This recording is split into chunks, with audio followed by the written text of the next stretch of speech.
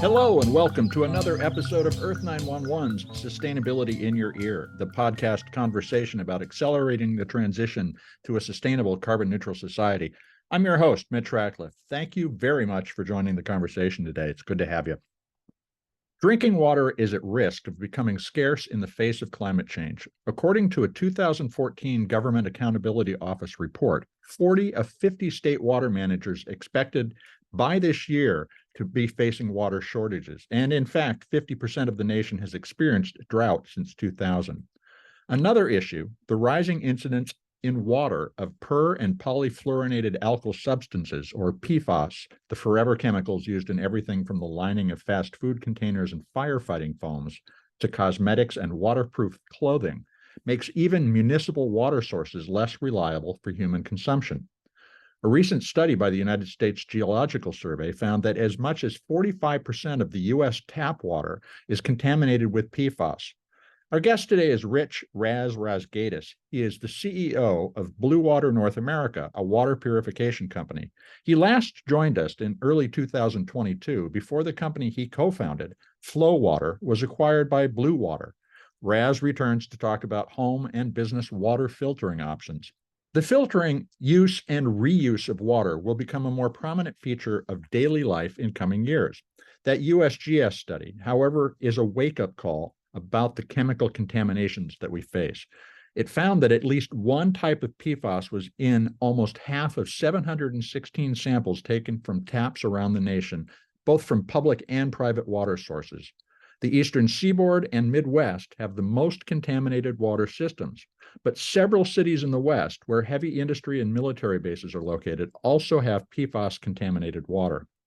On a related note, about 2.1 million people who depend on private wells may be exposed to high levels of naturally occurring arsenic and other heavy metals. As the groundwater supplies decline, those become more concentrated. So can we filter out toxic chemicals and elements from our water affordably?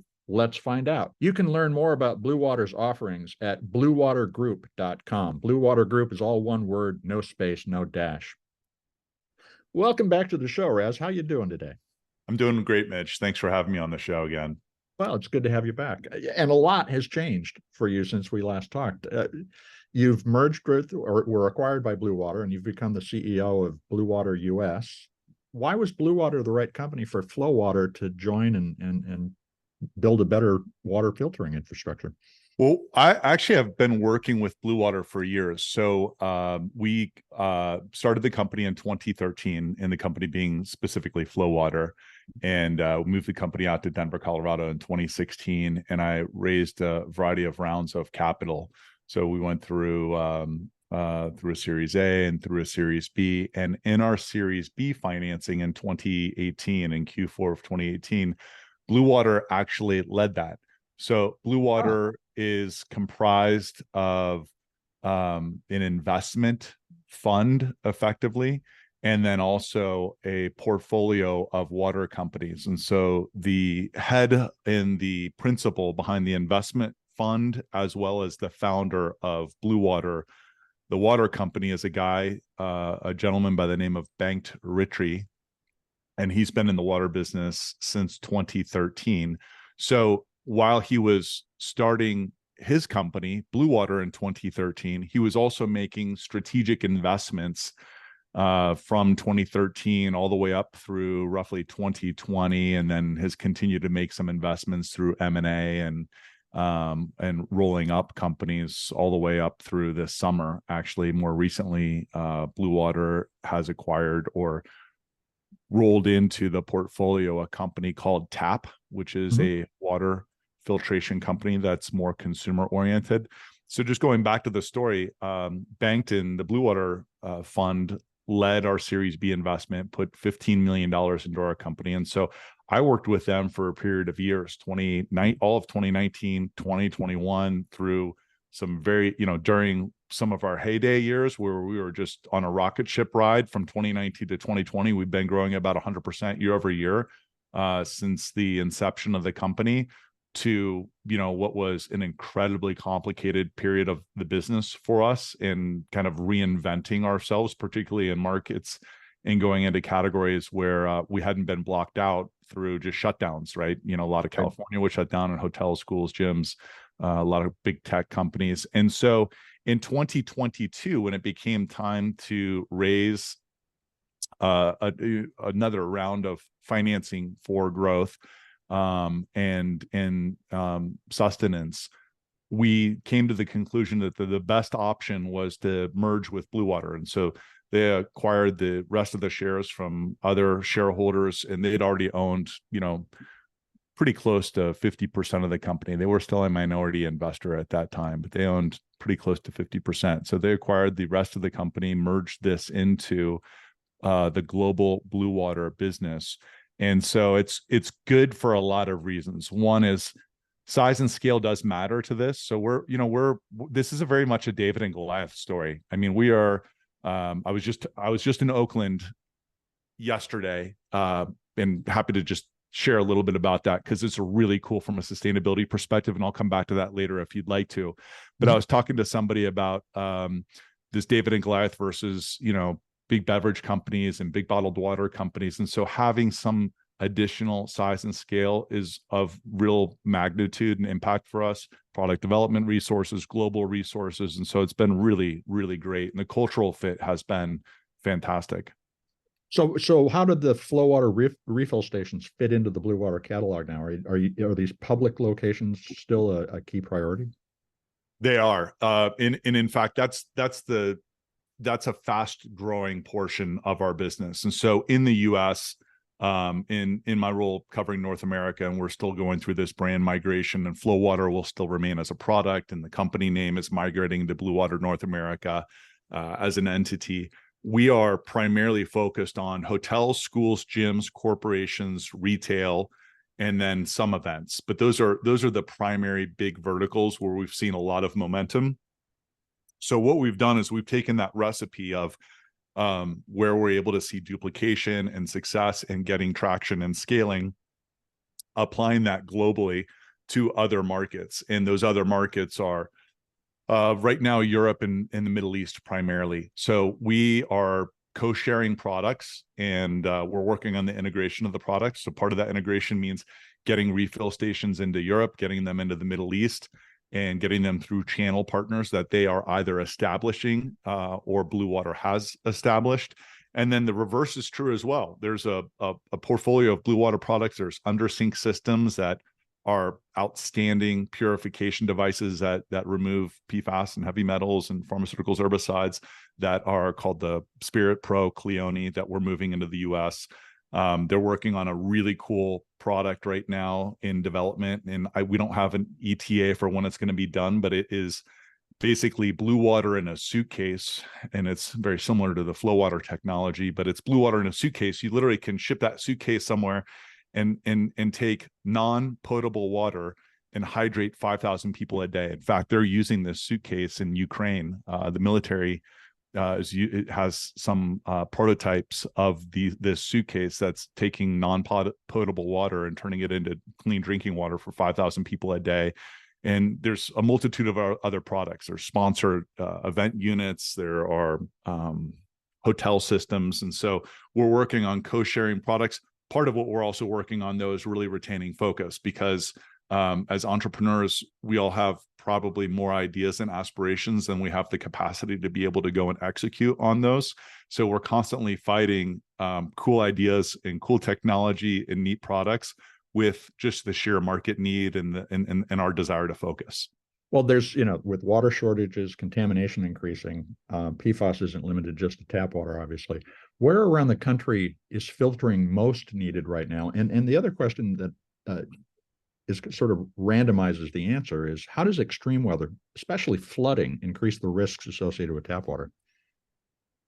Well, those are really good questions. And I think quite unfortunately, we've come to a place in the US where the answer to where filtering is most needed, and I would actually say purification. And there is I'm Okay. sure you're well aware of this. All the listeners might not be aware of the distinction between filtering and purification. And purification is a process by which most commonly you're using reverse osmosis membranes, not always limited to that, but it removes TDS and pollutants down to a certain level.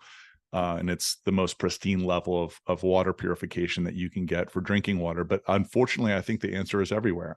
And I'll give you an example of the data point for that. But it's now pretty clear that there are trace amounts of glyphosate. I'm just picking one contaminant, glyphosate, commonly known as Roundup, Yep. in roughly 90% of tap water in the United States. And so before 72, 73, glyphosate wasn't in existence and started being used in the early 70s. And now we are literally drinking, we're drinking Roundup on tap in small doses.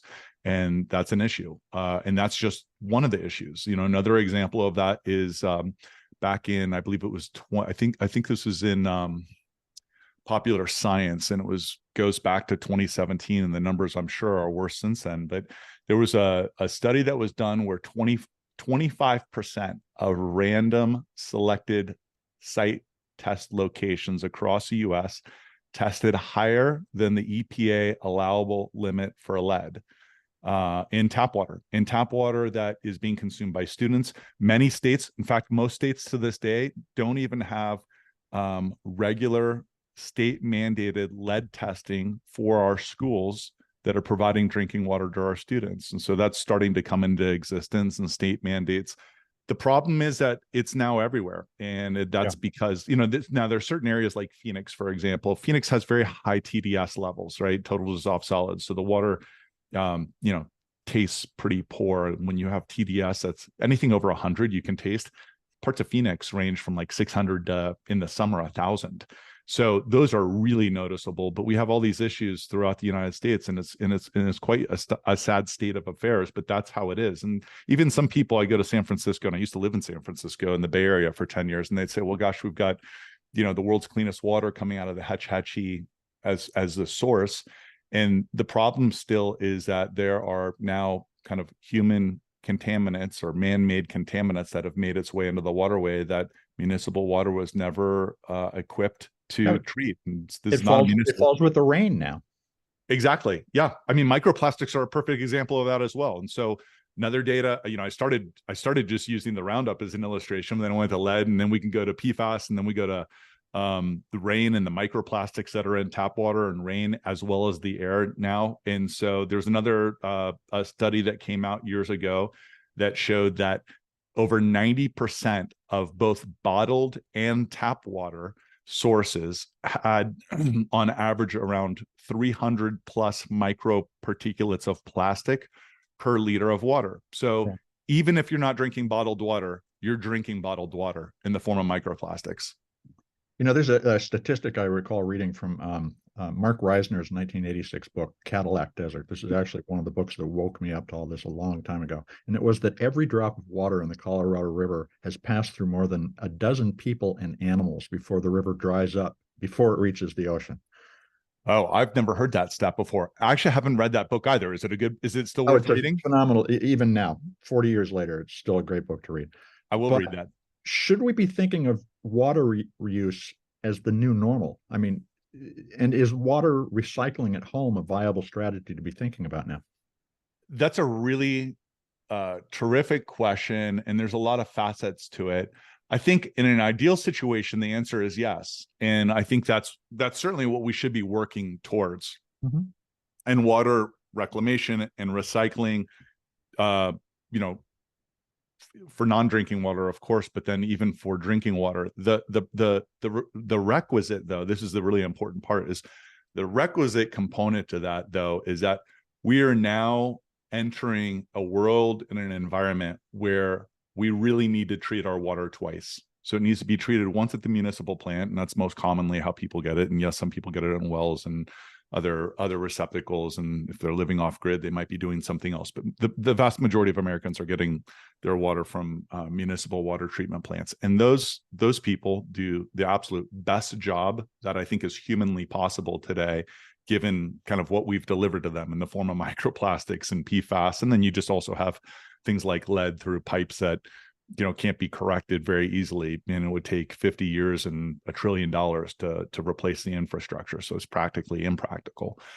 So we're now at a point where treating the water twice is really critical. And that means once at the municipal water treatment facility, and we need to continue to invest and use tax dollars to reinvest in that and upgrade that considerably. At the same time, though, we now need to treat it at the point of entry or at the point of dispense. The point of entry would be like coming into the house or the commercial building or the hotel or the school or the gym, or the point of dispense, which is the easiest, simplest way to rectify this on an immediate basis, is to attach some type of water filtration or purification device to the point at which water is getting dispensed or right at the dispense. And so this is kind of a theme that I have when I speak on podcasts or at various groups, which is we're now in a treat it twice society. And then we're also in an environment where, we need to really take self-responsibility and self-accountability on some of these things that 50 years ago we didn't think we'd have to do, or 30 years ago we didn't think we'd have to do. And so this is happening in the world of water today. Now, Bluewater has a new generation of osmosis purification technology called superior osmosis. How does that multi-filter system work, and what's the step up from the previous generation that explains why it's superior? Yeah, it's so funny to me that when I look at the Bluewater corporate kind of presentation deck, neither of us are very corporate, but when I look at our presentation, our business strategies, and I look at the FloWater one, they are very, very similar, including even this superior osmosis. So we've developed advanced osmosis, which is a step up from conventional reverse osmosis. They took kind of that same approach. And by the way, for many years, Bluewater didn't know that FloWater existed. FloWater didn't know that Bluewater existed. We didn't really mirror up until 2018. So 5 years as we were building this was just all happening concurrent. And I suppose there's no new ideas. And I think that in many ways is true, even with FloWater and Bluewater. And so, yes, we're innovating some things, but I mean, I think, a lot of these things have at least been thought before, and it's about execution. And so we proceeded down this path with advanced osmosis as they were doing superior osmosis. And superior osmosis is really a form of a technology of an improved RO system that results in less wastewater, which is a good thing. Byproduct water. We typically just refer to it as byproduct water because it's not truly wasted. It goes back into the reclamation system, and it's the byproduct water that contains the concentrated amounts of things like Roundup, PFAS, microplastics, the stuff that you do not want to be drinking. So there does need to be some byproduct water. So it's more efficient with that. And then it's super high capacity and super high throughput in production. And one of the conventional issues with reverse osmosis is that it's incredibly slow. I don't know if you've ever actually seen water go through an RO membrane, but it literally drips, right? And so it's not like a conventional filter, like a carbon filter, where it generally flows right through. It's driving the water through rather than... It is, yeah. There's basically some proprietary configuration there that increases the flow rate by up to 5 times the speed of conventional RO systems. And so it creates a very, very high volume of water that can lead to effectively on-demand water purification. And that's why the Bluewater units, the Spirit, the Cleone, and the Pro, are under the sink and without a holding tank. And so we have the advanced osmosis with FloWater, different setup and different technology, but similar idea. The advanced osmosis system that we use in a FloWater refill station processes RO water up to 5 times faster, up to 5 times more efficiently than a conventional RO system. And this is one of the issues with RO, which is, if you cannot satisfy a consumer's need to get water on demand, then you're creating dissatisfaction. And so what we have to do, and I actually just talked about this at a sustainability kind of topic on emerging trends in sustainability. Part of the way that we get people to be more sustainable is by giving them a better experience. It can't be, it can't just be, well, you compromise, but it's good for the environment. People won't do that. I mean, some people will, the most loyal, kind of committed people, but that's the minority percentage. To get 50-80% to be enthusiastic about conversion. We have to create a greater experience for the consumer. It's got to taste better, it's got to perform better, it's got to be easier, people need to like it. To some degree, there needs to be a cool factor to it, because like Americans now are super wired around brands and marketability, but also that it's good environmentally and for sustainability on top of that is not only really important, but those other attributes are what will drive sustainability initiatives forward non-linearly. It'll be more hyperbolic at that point. Now, one of the interesting things is that rural homes, according to the U.S. Geological Survey, are much less likely to have PFAS contamination. But I've actually been looking at buying a rural home recently and found that the groundwater frequently is contaminated with arsenic and other heavy metals. How does this superior osmosis technology work against those kinds of contaminants? Horrific. And what I would say is RO systems all across the board will work exceptionally well against PFAS, arsenic, heavy metals, microplastics, pharmaceuticals, herbicides, pesticides. In RO filters purified down to 0.0001 microns. And that leads to the elimination of 99.9999% of contaminants, generally speaking. And so the Bluewater units, and what's so terrific about these under sink systems that are just, I would say they're plug and play. They're not literally plug and play, but they're very quickly installed and play. And it just has beautifully purified water on demand thereafter. That's free of contaminants and a high flow rate that you can use for everything from cooking to drinking, hooked up to your sink or a mini bar, or you could even hook it up to your fridge or an ice maker or a coffee maker. And so same thing with the FloWater refill stations. They both have that technology and that application, and that high speed with lower wastewater and byproduct water we think are really important differentiators, because that's what changes the consumer experience. Yeah. I think we've got the lay of the land. I want to dig into some of the details about how these systems work, but let's take a quick commercial break. We'll be right back.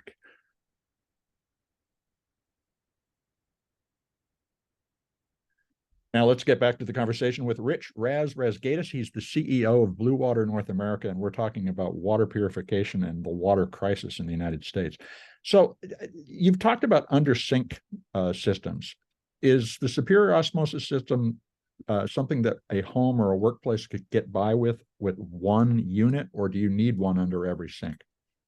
Well, generally, that really becomes a function of, do you want your water that you might be using for non-drinking applications, such as cooking or something as simple as hand washing, even for that matter, or cleaning dishes, depending on how pure you want that water, or in other words, how contaminated and concerned you are about that tap water coming in, really is the determinant as to how many units you would have. And so when we deploy these Bluewater under sink systems into everything from homes to hotels and the food and beverage or restaurant for F&B and drinking water and carafes to cooking, they generally, anything that they expect to be clean drinking water that tastes good out of that particular faucet is where they'll install a Bluewater under sink unit there. If it's just a utility sink and it might be used for dishwashing and dishwashing only,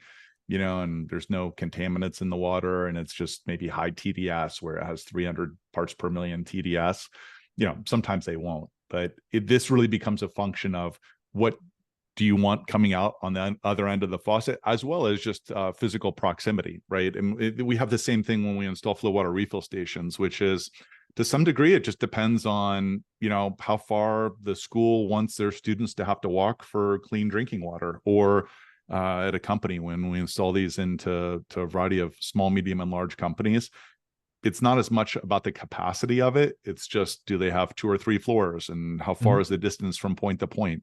And what we know is that when we make great tasting water available to people, and it's accessible and it's easy, they drink more water. So an example of this, and I don't think I shared this with you last time we talked, But we've done a lot of pre and post surveys and results to look at outcomes. And so much of this world is kind of fab selling, feature advantage, benefit selling, and marketing, which I'm not a fan of. I mean, yes, once in a while you have to talk about features and benefits and whatnot, but what I get really excited about is outcomes, experience and outcomes. And in fact, that's the marketing world and that's a consumer behavior world we live in today. You know, when people watch TikTok and Instagram and Facebook videos and reels, they're listening to people's personal experiences and their own personal outcomes. And so the way that we've really tried to position our company and our product is using data to back up what we know to be true. And an example of that is when we deploy a FloWater refill station, we will see anywhere between a 100 and a 500% increase in daily hydration. They're literally doubling, tripling, quadrupling their daily water intake.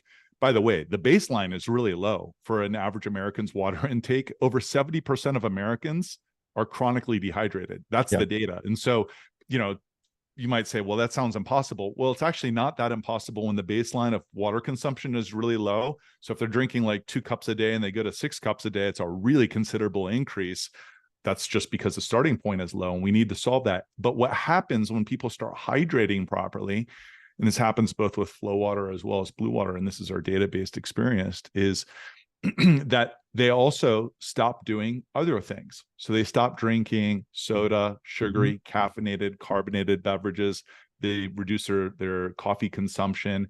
And we're seeing the reduction. We've got data that shows a reduction of 50% of soda, coffee consumption. So they're drinking more water. They're drinking less of the bad stuff. And in the process, oftentimes when we test for this or we survey and metric for this, we'll see about an 80% reduction in single-use plastics. And so we go in generally trying to create a terrific and magical consumer experience where the byproduct ends up being that they drink more water and they use less single-use plastic water bottles. We don't go in kind of showcasing saying, hey, like we're banning bottled water in this school or in this hotel or in this corporation. People don't like bans. People don't like things being taken. People like Americans particularly like choice, right? And so we try to go in and provide a better choice.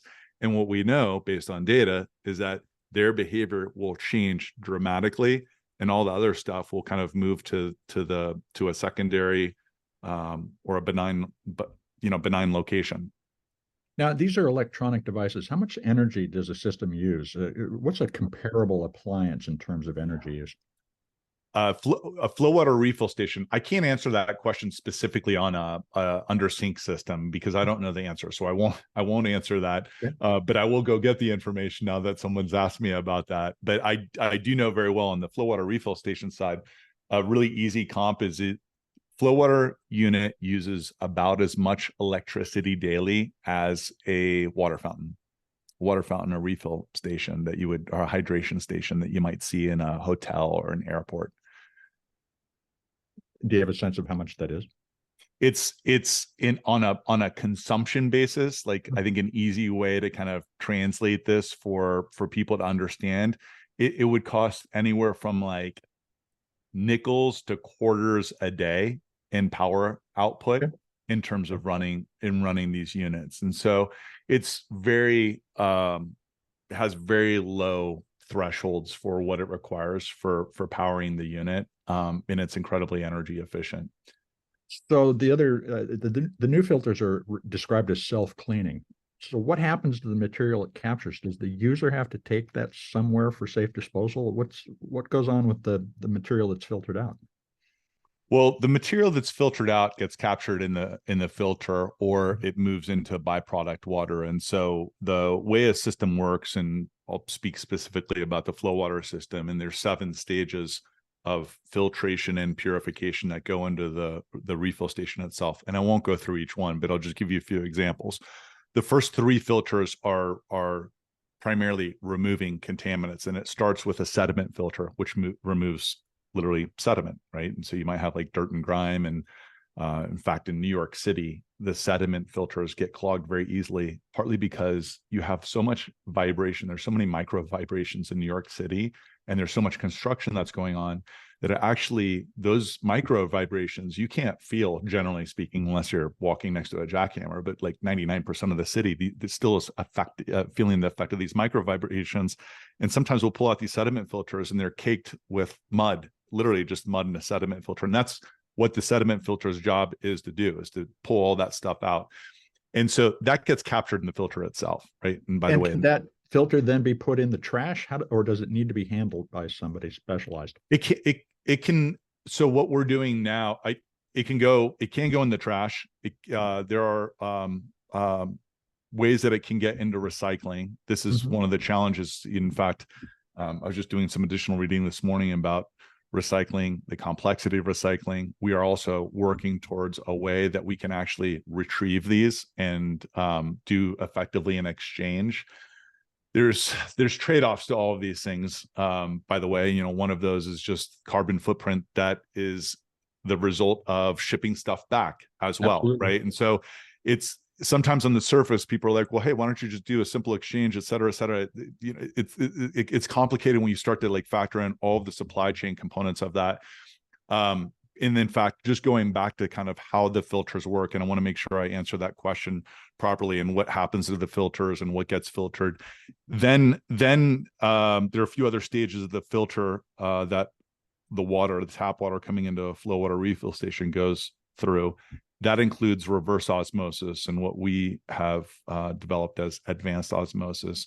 And that gets partially captured by the membrane, but also really kind of gets bifurcated, and it goes into, it's mostly separated. So rather than going through a filter where it's kind of catching it through particles like carbon or other materials, the way RO works is that the clean water passes through, and the membrane really doesn't catch as much as it does separate it, and that goes into the reclamation. So that kind of toxified water, or the heavily concentrated PFAS and glyphosate and lead and arsenic and whatnot, just goes back into reclamation. And then the rest of the filters capture contaminants or introduce positive, healthy things back into that water. And an example of that is we have an electrolyte filter that has sodium, calcium, potassium, and magnesium. So that's actually imparting. So once you're left with RO water, you're left with something that has almost zero TDS, very, very close to zero. And it's almost as close as you can get to just pure H2O and nothing else in that water. And you actually don't want just RO water that has not been remineralized. Number one, it doesn't taste right, tastes flat. And number two, your body needs electrolytes in that water to be able to properly assimilate and absorb that water. You can actually get dehydrated drinking distilled water, for example. So does the system tune the water, so to speak? Does it add the minerals? Yeah, that's a great adjective. It does tune the water, and it does so in the form of reintroducing these minerals. So the system effectively works by extracting and extracting and extracting contaminants that are in water. And it doesn't matter where those contaminants come from, but the FloWater system removes up to 99.99% of all these contaminants. And then once it's purified water, the system then works to reintroduce the healthy minerals. And some of those are dissolved solids. I mean, that's calcium is a dissolved solid, and you want some healthy dissolved solids in your water. And so the system will go through and reintroduce those healthy minerals into the water, which is part of what makes it FloWater.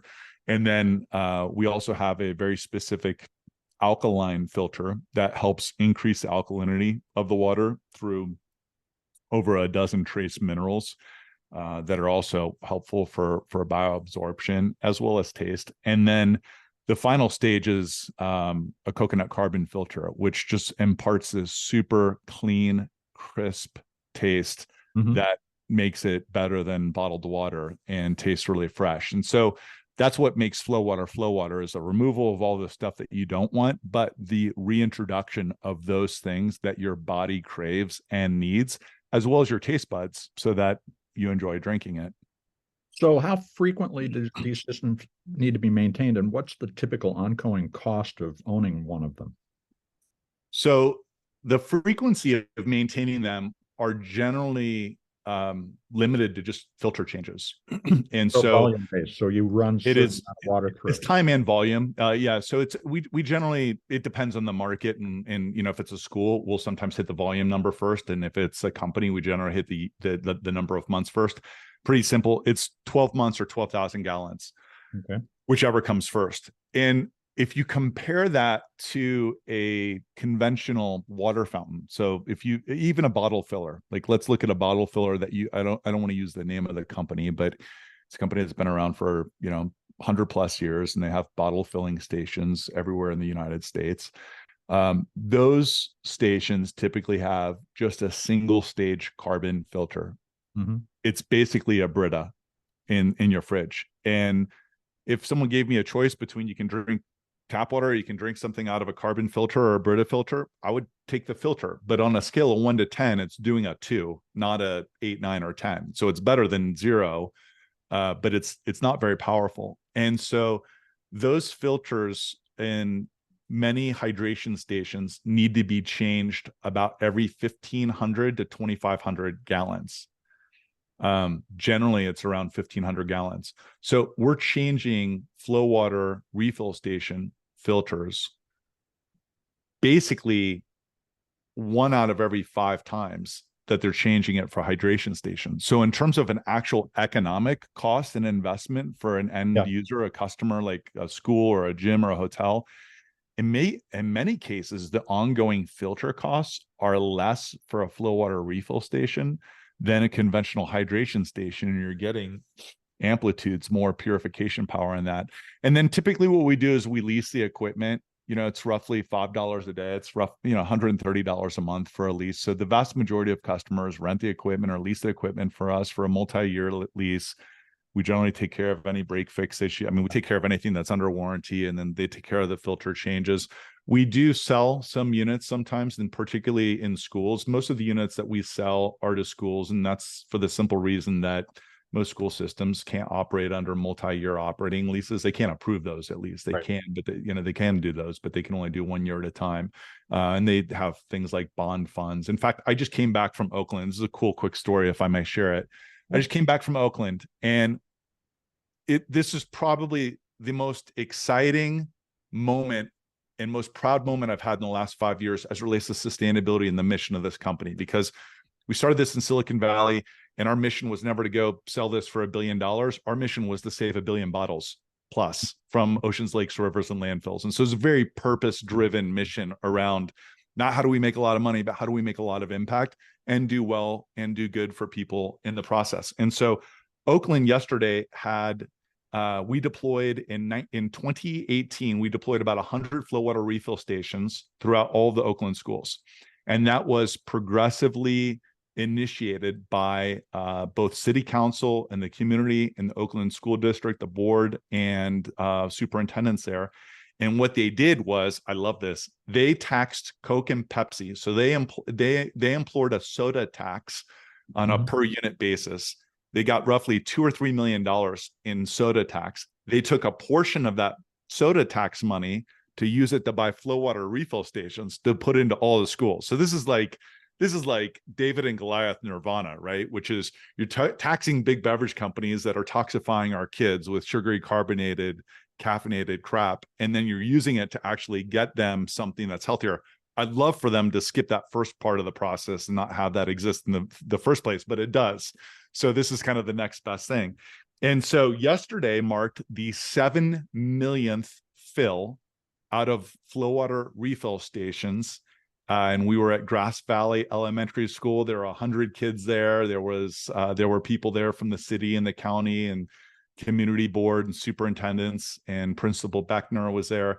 And it was a really cool moment because that just doesn't mean 7 million fills out of a FloWater refill station. What it really means are 7 million less single-use plastic water bottles that have entered the environment. And the way to solve this is not by educating people on recycling.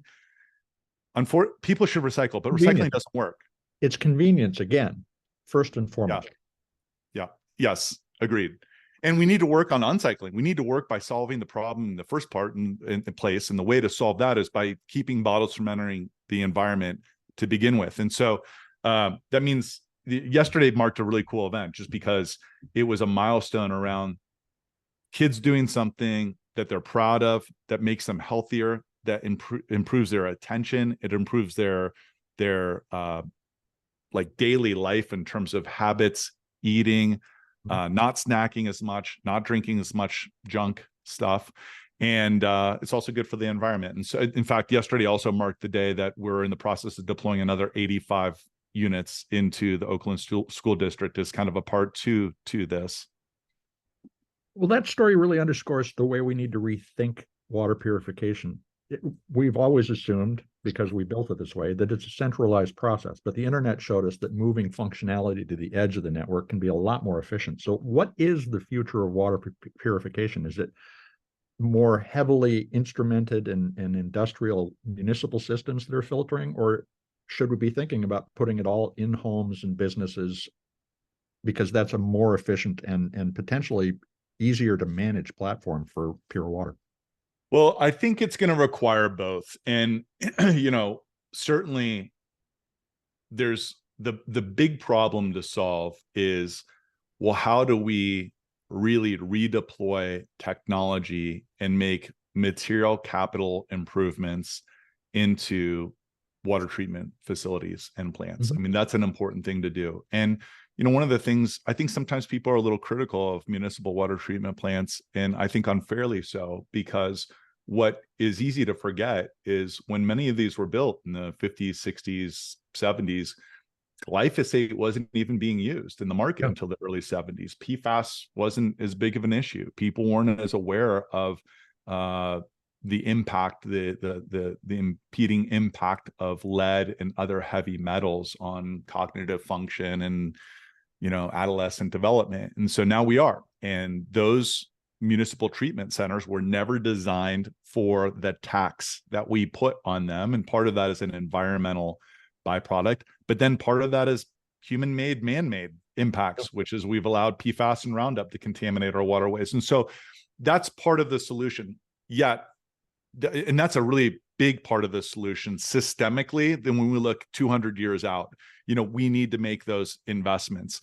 But what needs to coincide that investment is infrastructure, and infrastructure means the waterways. And sometimes a very simple metaphor that I use with people is having the most pristine and innovative and state-of-the-art water purification and technology within a municipal water plant is not any different than having the most beautiful, pristine, organic ingredients that you're using from Vermont on like the most environmentally conscious farm that's been grown that you're preparing in your kitchen, and then taking that beautiful meal and dragging it across the floor to the dinner table and then plopping it back down on the plate. And that's a metaphor for what happens when water gets treated and purified properly. But if you're dragging it or carrying it through a delivery system, the pipes that are 50, 70, 80 years old, that are full of contaminants, that have residual break-off sediment and lead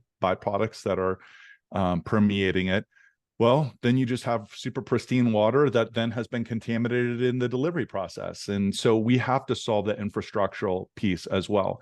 That leads me to kind of the other side of the coin, which is we now need to take charge of our own destiny and be responsible for water that's coming into our households, into our schools, into our companies, into our hotels, into the gyms that we're going into, and be responsible for delivering clean drinking water that consumers love the taste of and can trust. And that does two things. One is it preserves and sanctifies and ensures a safe drinking water experience free of contaminants, but also it helps us eliminate single-use plastic water bottles. And the only way to do that is to treat it twice at the point of entry or the point of dispense. And so, of course, we think we're a powerful part of the solution for that, but we're not the only solution. There's other companies that are out there that are doing really good work around water technology and keeping us from needing to rely on bottled water.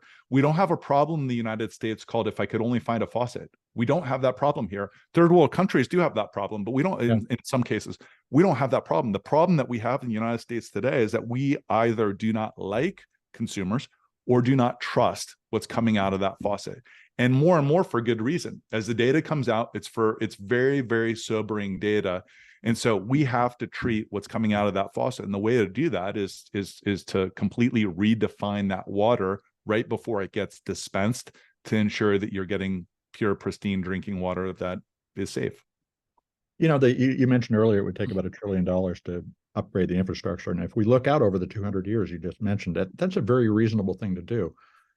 How ultimately do you envision water use, let's say in 2100? Will it be different? Will we be able to take water for granted, or will it be scarce, and will we be struggling? I think all indications right now point to scary, scarce, and struggling, and that's a sobering reality. And so I'm both, I suppose, a pragmatist as well as an optimist, and try to operate out of both hemispheres or both sides. And so that's what the data looks like today. And then, you know, a variety of reasons for that, and we're all aware of a primary source of those reasons. At the same time, I think there's a lot of hope around consumer behavior change and the introduction of new technology, and eventually a reinvention of how we procure and consume drinking water. And so my area of business really primarily focuses on drinking water, but of course, the entire water industry is made up of much more than that. And I think if you look at, you know, the way I think about things is really practically, in the sense of okay, here's the big picture, here's the vision, here's where the market's headed, but then also what needs to happen today or tomorrow or next week to start to make meaningful progress towards accomplishing that. And so some of those things are product development and new technologies and innovations, many of which FloWater and Bluewater are working on currently, as well as other companies, but others are consumer behavior change. And so I use tobacco and cigarette smoking as a really good example of this. And I compare big bottle water companies to big tobacco. Maybe that's a little bit strong. I actually don't really think it is from an environmental perspective. I think it's very, very similar. And I think there's a lot of parallels between lobbying and marketing and kind of self-serving interests of big tobacco and big bottled water.